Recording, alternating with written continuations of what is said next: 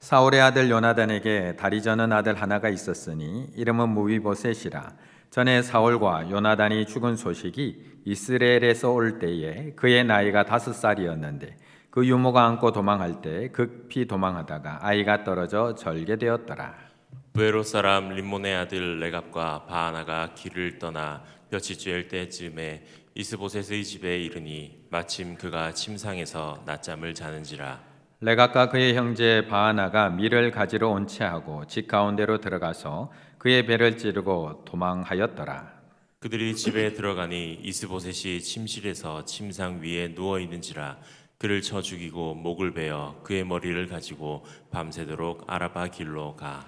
헤브론에 이르러 다윗 왕에게 이스보셋의 머리를 드리며 아레데 왕의 생명을 해하려 하던 원수 사울의 아들 이스보셋의 머리가 여기 있나이다. 여호와께서 오늘 우리 주 되신 왕의 원수를 사울과 그의 자손에게 갚으셨나이다 하니. 다윗이 부에로 사람 림몬의 아들 레갑과 그의 형제 바하나에게 대답하여 그들에게 이르되 내 생명을 여러 환난 가운데서 건지신 여호와께서 살아계심을 두고 맹세하노니 전에 사람이 내게 알리기를 보라 사울이 죽었다 하며 그가 좋은 소식을 전하는 줄로 생각하였도다. 내가 그를 잡아 시글락에서 죽여서 그것을 그 소식을 전한 가품으로 삼았거든. 하물며 악인이 의인을 그의 집 침상 위에서 죽인 것이겠느냐. 그런즉 내가 악인의 피 흘린 죄를 너희에게 갚아서 너희를 이 땅에서 없이 하지 아니하겠느냐 하고. 함께 있습니다. 청년들에게 명령하매 곧 그들을 죽이고 수족을 베어 헤브론 목가에 매달고 이스보셋의 머리를 가져다가 헤브론에서 아브넬의 무덤에 매장하였더라. 아멘. 아마 학교를 다니면서 국사를 배운 사람이라면 아마 이완용이라는 이름을 다 기억하고 있을 것 같습니다. 어떻게 이완용이라는 이름을 딱 듣는 순간 어떤 이미지, 어떤 단어가 딱 생각나는지요? 친일파, 매국노, 나라를 팔아먹은 사람이라는 단어가 생각이 납니다. 맞습니다. 1905년에 학부 대신으로 을사조약 체결을 앞장섰고요. 1910년에는 한일병합조약을 체결하는 데 있어서 주도적인 역할을 했던 사람이 바로 이 이완용이라는 사람입니다. 그래서 그를 늘 우리는 을사오적, 박재순, 이지용, 이근택, 권중현, 이완용, 을사오적이라고 부르기도 하고요. 정미칠적이라고 부르기도 하고요. 경술국적이라고 부르기도 하고요. 모든 적이 들어가는 이름에는 다 들어갑니다. 나라를 무너뜨린 모든 곳에 이름이 올려져 있는 대표적인 친일파, 민족의 배반자 이완용. 우리는 너무 잘 알고 있습니다. 그런데 그의 삶을 조금 더 깊이 들여다보면 그가 처음부터 친일파는 아니었다는 것을 알 수가 있습니다. 그는 처음부터 친일파는 아니었습니다. 그는 처음에 친청파였습니다. 사실 그는 일본어를 단 한마디도 하지 못하는 사람입니다. 일본어를 하지 못했습니다. 그는 처음에 친청파, 지금으로는 중국, 청나라 쪽에 섰던 사람이 바로 이완용입니다. 그러던 중에 미국의 대리공사로 근무를 가게 됩니다. 2년여 대리공사로 근무를 하면서 친미파가 되게 됩니다. 개화파로 방향을 전환하게 됩니다. 하지만 시대가 점점 또 흘러가면서 러시아가 남하 정책을 펴면서 러시아가 조선으로 세력을 넓혀오자 다시 친러파가 됩니다. 마지막에 일본으로 전체적인 대세가 기울자 결국 마지막 판단으로 친일파가 되어서 나라를 팔아먹게 됩니다. 그런데 그의 이완용의 삶을 쭉 살펴보게 되면 놀라운 대목이 있습니다. 1897년에 이 이완용이 독립협회 2대 회장이었다는 겁니다. 독립협회 2대 회장. 1년 6개월 동안 민족 독립운동을 해서 독립협회 2대 회장으로 근무한 적도 있습니다. 그랬던 그가 왜 이런 삶을 살았을까요? 그랬던 그가 친청파, 친미파, 친러파, 거기다가 친일파까지 왜 이 편에 섰다가 저 편에 섰다가 왜 그런 기회주의자적인 삶을 살 수밖에 없었을까? 이완용 평전이라는 책에 보면 그의 삶을 이렇게 이야기해 놓았습니다. 이완용은 현실 상황에 맞춰 자신의 입지를 정하는 매우 합리적인 사람이었고, 그 상황에서 조금이라도 유리한 결과를 이끌어내려고 노력한 매우 실용적인 인물이었다. 국가적인 위기 앞에서 울분과 분노의 치를 떨기보다는, 또 현실을 바꾸려 몸부림치기보다는 상황에 자신을 맞출 수 있는 합리성, 실효성을 갖춘 관료였던 것이다. 나아가 그는 자신의 행동을 사후에 합리화하는 능력을 가진, 나는 어쩔 수 없이 이렇게 했어, 합리화하는 능력을 가진 정치인이기도 했다라고 그를 평가하고 있습니다. 물론 이 책 이완용 평전은 참 많은 논란을 불러일으켰습니다. 너무 긍정적인 측면을 이야기하고 있다고 해서 비판을 많이 받은 책이기도 합니다. 하지만 이 이완용을 다른 측면에서 바라보면 그는 나라가 처한 상황에 따라서, 그 상황에 따라서 가장 합리적인 게 뭘까, 나에게 가장 유익한 게 뭘까, 이익이 되는 것이 무엇일까를 두고 선택했던 사람이었다라고 평가하고 있다는 겁니다. 그런데 재미있는 것은 이런 기회주의적인 모습, 이런 자기를 합리화하는 모습은 우리의 신앙에도 그대로 드러난다라는 것입니다. 우리의 신앙에도 그대로 드러납니다. 1절의 말씀을 함께 읽겠습니다. 1절입니다. 사울의 아들 이스보셋은 아브넬이 헤브론에서 죽었다 함을 듣고 손에 맥이 풀렸고 온 이스라엘이 놀라니라. 아멘. 북쪽 이스라엘을 다스리고 있던 사울의 아들의 이름은 이스보셋. 이 이스보셋이 흔들리고 있습니다. 자신의 마음대로 나라를 주부르던 아브넬 장군이기는 했지만, 그래도 이 아브넬 장군이 이 북이스라엘 전체를 지켜주고 보호해줌으로 말미암아 그래도 나라가 지켜질 수 있었던 최고의 장수였기 때문입니다. 사실 바로 앞에 있는 3장의 모습을 기억해 보면 아브넬이 죽었다는 이야기를 듣고 가장 기뻐해야 될 사람이 이스보셋입니다. 사실은. 왜냐하면 사무엘상 3장 7절에 보면 이런 이야기가 나오거든요. 사울에게 첩이 있었으니 이름은 리스바요 아야의 딸이더라. 이스보셋이 아브넬에게 이르되 네가 어찌하여 내 아버지의 첩과 통관하였느냐. 이런 아브넬이었거든요. 자신의 아버지 사울의 아내와 통관을 했던 사람 아브넬, 그것을 보고 분노했던 이스보셋, 거기다가 그것을 지적하고 화를 내고 지적하는 이스보셋에게 반성하고 회개하는 것이 아니라 도리어 화를 내는 아브넬. 야, 내가 너희 집안을 살려준 게 얼만데, 내가 너희 집안을 지금까지 지켜주고 있는데 네가 지금 그 은혜도 모르고 지금 이거 갖고 나한테 화내는 거야. 확 다윗의 손에 넘겨줄 거 봐 라고 했던 아브넬. 그런 아브넬입니다. 왕권을 무시했고 자기 마음대로 모든 것, 사울의 첩까지도 차지했던 아브넬. 이스보셋을 왕으로 세워놓기는 했지만 모든 권력을 다 차지했던 아브넬. 그런 그가 다윗을 만나러 헤브론에 갔다가 거기서 죽었다는 소식을 듣게 됩니다. 그럼 기뻐해야 되는 거 아닌가요? 이야, 역시 하나님. 역시 하나님이 내 손으로 어떻게 할 수 없으니까 하나님이 처리해 주셨구나. 야, 이건 내가 어떻게 할지 골치 아팠는데 하나님께서 탁 알아서 죽여주셨구나 라고 생각해야 되는데, 오늘 1절을 보면 이스보셋은 도리어 손에 맥이 풀렸고 온 이스라엘이 놀라고 있습니다. 이처럼 우리의 마음은 늘 상황에 따라 달라집니다.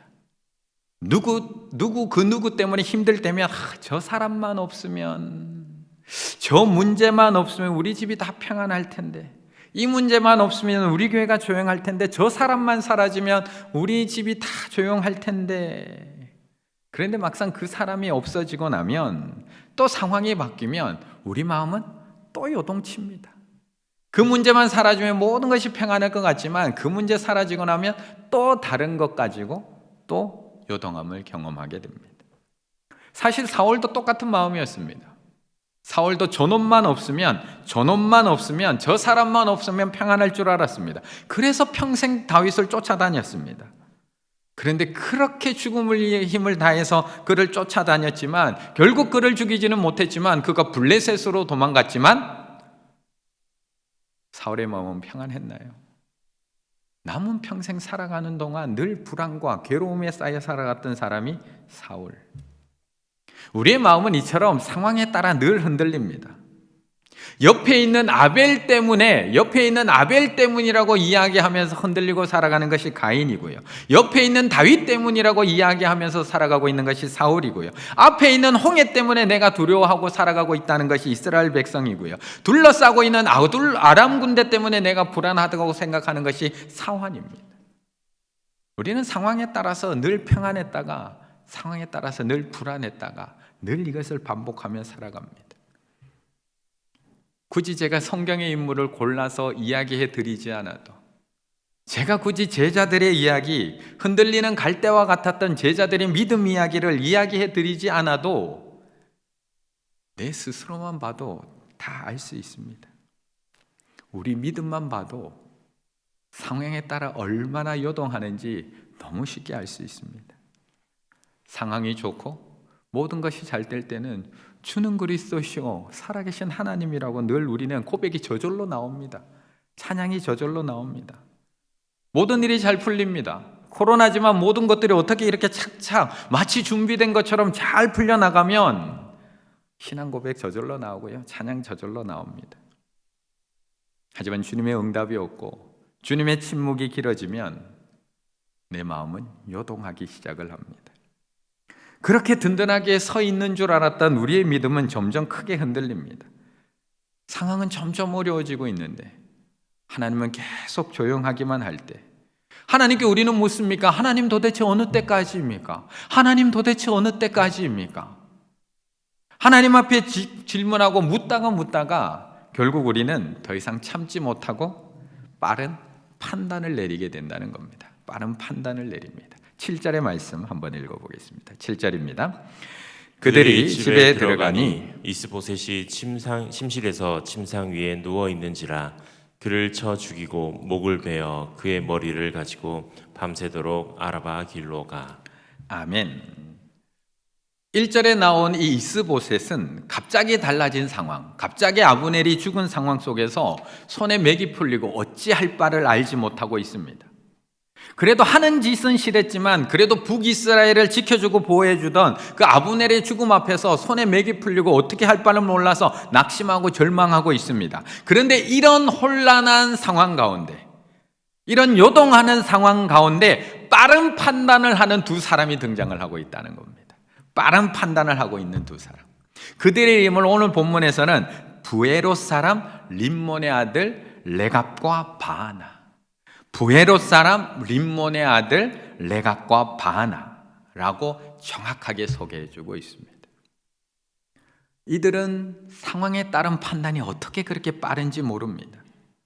아브넬의 죽음으로 인해서 이제 더 이상 북이스라엘의 미래가 어떻게 될지 불투명해지는 상황, 이제 이 나라의 운명이 어떻게 될지 모르는 상황이 닥치자마자 바로 이완용처럼 누구 편에 서야 할지 빠르게 판단합니다. 빠르게 판단합니다. 그리고 너무 빠르게 행동합니다. 군대의 최고의 사령관인 아브넬이 죽었다면 그 부하인 군장들은 나라를 지키고 왕을 보호해야 될 생각을 하는 것이 아니라 바로 이스보셋을 암살하러 갑니다. 그리고 낮잠을 자고 있는 이스보셋의 복부를 칼로 찌릅니다. 거기서 끝나지 않고요, 목을 칼로 자릅니다. 거기서도 끝나지 않습니다. 그 목을 잡고 뛰기 시작을 합니다. 그런데 재미있는 것은 오늘 본문에서는 그들의 출신이 어딘지를 계속해서 반복해서 우리에게 이야기하고 있습니다. 왜 그들의 출신을 계속 이야기하고 있느냐 하면 이 레갑과 바하나는 정통 유대인이, 정통 이스라엘 백성이 아니었기 때문에 그렇습니다. 2절부터 해서 계속해서 그들의 출신을 이야기하고 있습니다. 부에롯 사람 림몬의 아들들, 부에롯 사람들이 깃다임으로 도망가요. 부에롯 사람 림몬의 아들, 부에롯 사람 림몬의 아들 레갑과 바하나가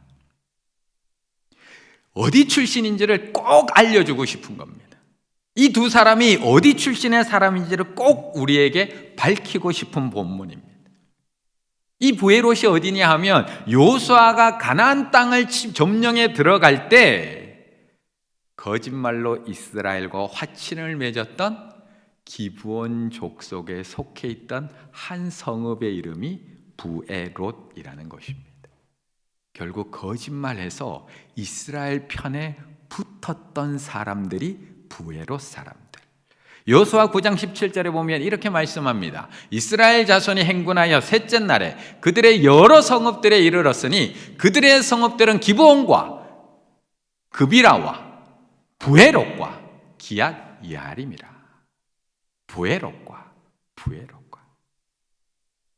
거짓말로 상황에 따라 이스라엘 민족의 화친을 맺고 베냐민 지파에 속하게 된 사람들, 상황에 따라 이쪽에 섰다가 저쪽에 섰다가 하고 있는 사람들, 상황에 따라 내가 처한 상황에 따라 선택이 달라지는 사람들, 이스라엘이 가나안 땅을 차지할 때가 되자 그들을 속이고 나는 하나님을 섬기겠노라 거짓말을 하고 화친을 맺었지만 자신의 상황들이 또 불리해지자 언제든지 돌아설 수 있는 믿음을 가진 사람들, 그들이 이 둘이었다는 겁니다. 상황 판단이 얼마나 빠른지 7절에 보시게 되면 그들이 집에 들어가니 이스보셋의 침실에서 침상 위에 누워 있는지라 그를 쳐 죽이고 목을 베어 그의 머리를 가지고 밤새도록 아라밧길로 가. 목을 자르자마자 밤새도록 달리기 시작합니다. 잠깐도 망설이지 않습니다.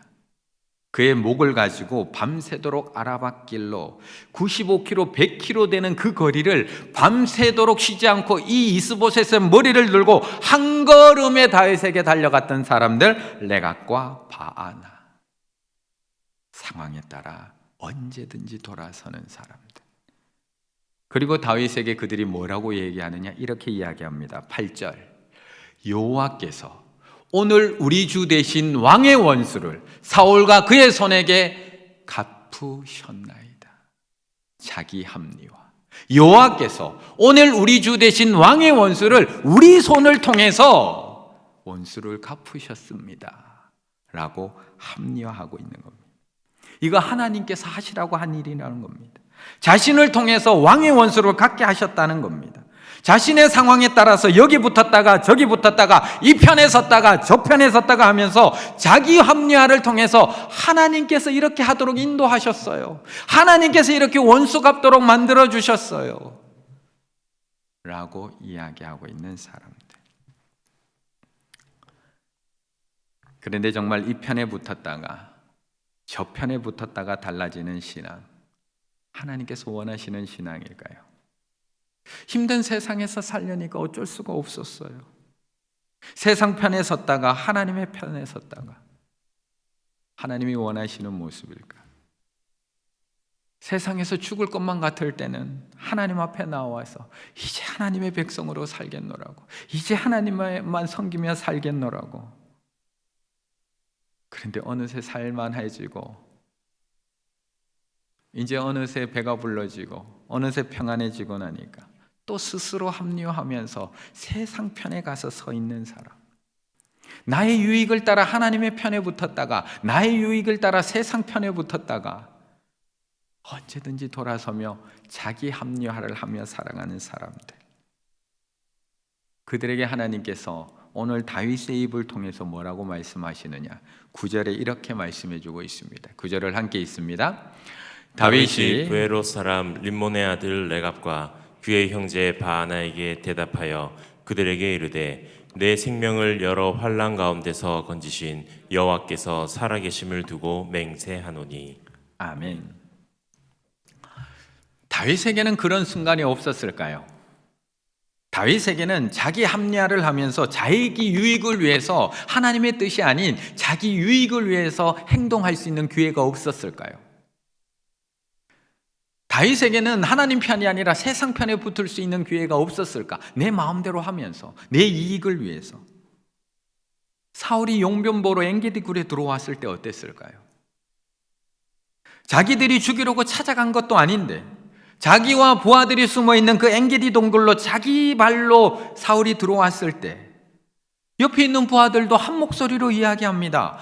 하나님께서 원수를 당신의 손에 넘겨줬노라고. 그냥 죽이시라고. 그냥 찌르면 끝나는 거라고. 여기서 죽여도 뭐라고 할 사람 아무도 없습니다. 완벽합니다.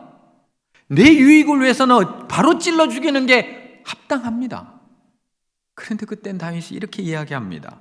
여호와의 기름 부음 받은 내 주를 치는 것은 여호와께서 금하신 것이니, 여호와께서 금하신 것이니, 내 유익을 위해서 내 편을 선택하는 것이 아니라 하나님의 편을 선택하고 있습니다. 사울이 식광야에 있을 때는 어땠나요? 다윗이 자기 부하와 함께 사울의 진영에 잠입을 합니다. 군사들은 다 잠들어 있고요. 사울도 깊이 잠들어 있습니다. 그의 머리맡에는 창 하나 꽂혀 있습니다. 그냥 빼서 찌르면 됩니다.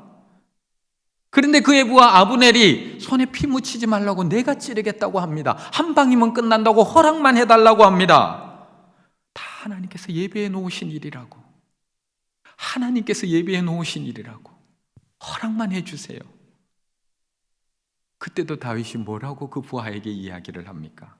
여호와의 기름 부은 자를 치는 것은 여호와께서 금하시나니.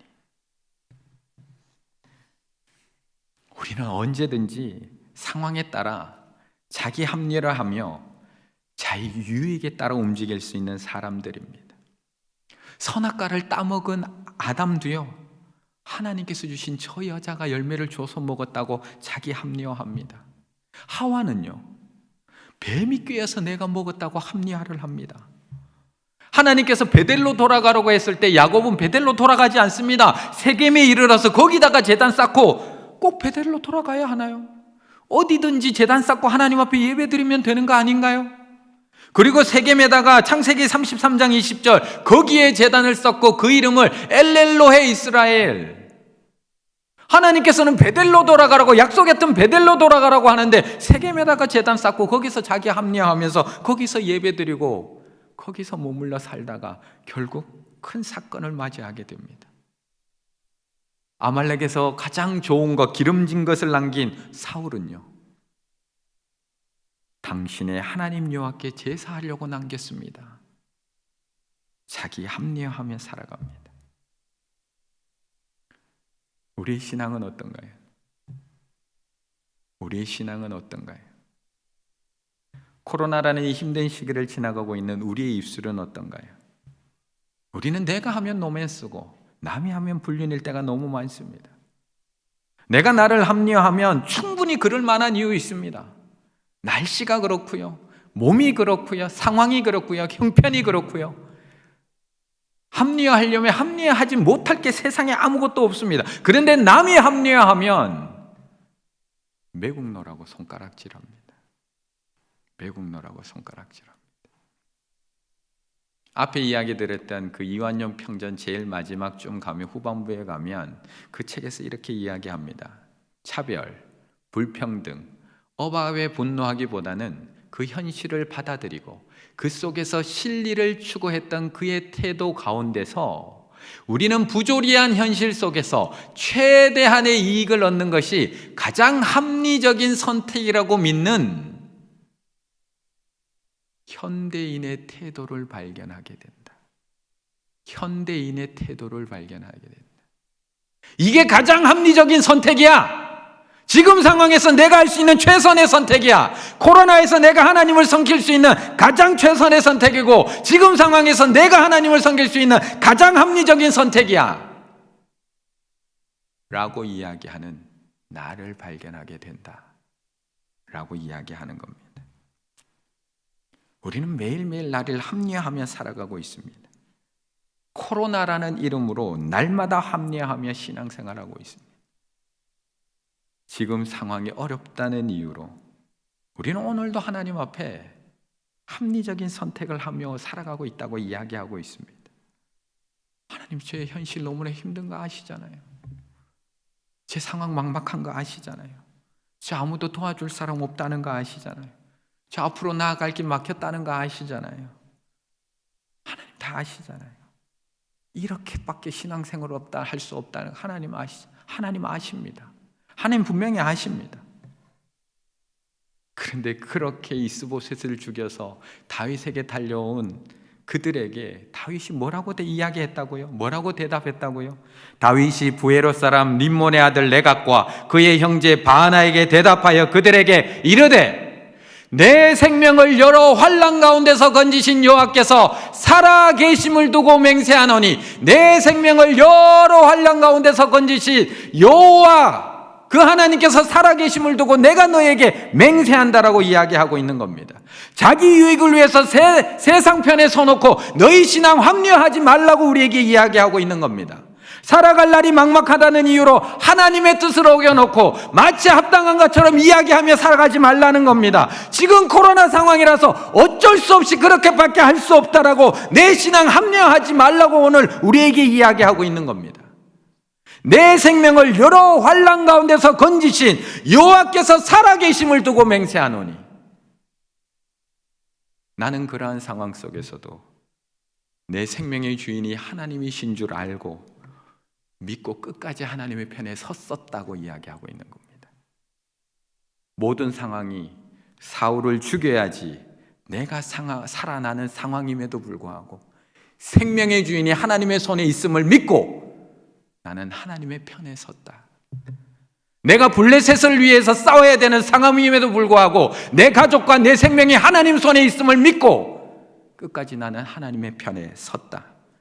내가 그 수많은 어려움 속에서도 세상과 타협하지 않고 내 생명의 주인은 하나님이심을 믿고 하나님 편에 섰다.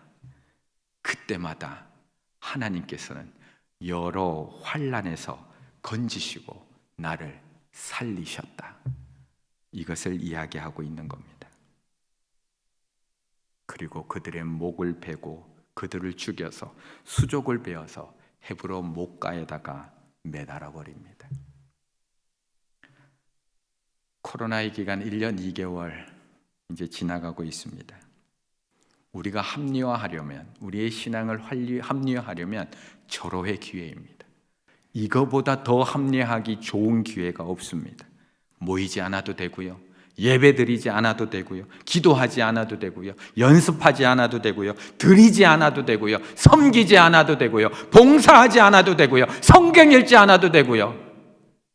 절호의 기회입니다. 아무도 뭐라고 할 사람 없습니다. 보는 사람도 없습니다. 합리화하기에 절호의 찬스입니다. 살기가 얼마나 어려운데, 당장 먹고 살아야 할 문제가 얼마나 시급한데. 맞습니다. 그 누구도 뭐라고 할 사람 없습니다. 하지만 그것이 신앙적인 타협, 신앙적인 합리화의 이유가 될 수는 없습니다.